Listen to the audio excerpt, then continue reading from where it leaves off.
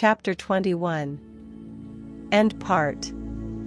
You are a being with powers of intervention, which enable you, by a change of consciousness, to alter the course of observed events, in fact, to change your future. Deny the evidence of the senses, and assume the feeling of the wish fulfilled. Inasmuch as your assumption is creative and forms an atmosphere, your assumption, if it be a noble one, increases your assurance and helps you to reach a higher level of being. If, on the other hand, your assumption be an unlovely one, it hinders you and makes your downward way swifter. Just as the lovely assumptions create a harmonious atmosphere, so the hard and bitter feelings create a hard and bitter atmosphere. Whatsoever things are pure, just, lovely, of good report, think on these things. Approximate Philippians 4 verse 8. This means to make your assumptions the highest, noblest, happiest concepts. There is no better time to start than now. The present moment is always the most opportune in which to eliminate all unlovely assumptions and to concentrate only on the good. As well as yourself, claim for others their divine inheritance.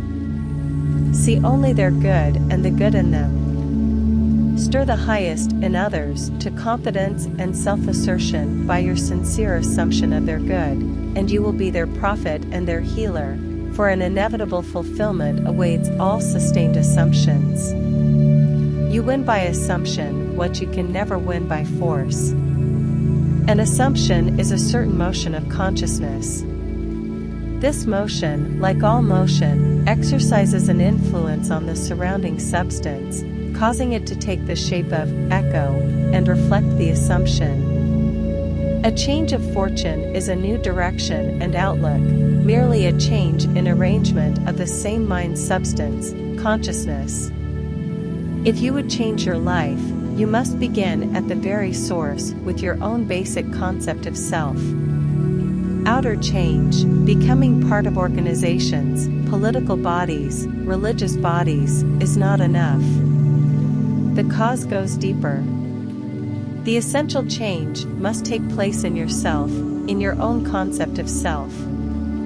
You must assume that you are what you want to be and continue therein, for the reality of your assumption has its being in complete independence of objective fact and will clothe itself in flesh if you persist in the feeling of the wish fulfilled. When you know that assumptions, if persisted in, harden into facts, then events which seem to the uninitiated mere accidents will be understood by you to be the logical and inevitable effects of your assumption. The important thing to bear in mind is that you have infinite free will in choosing your assumptions, but no power to determine conditions and events. You can create nothing, but your assumption determines what portion of creation you will experience.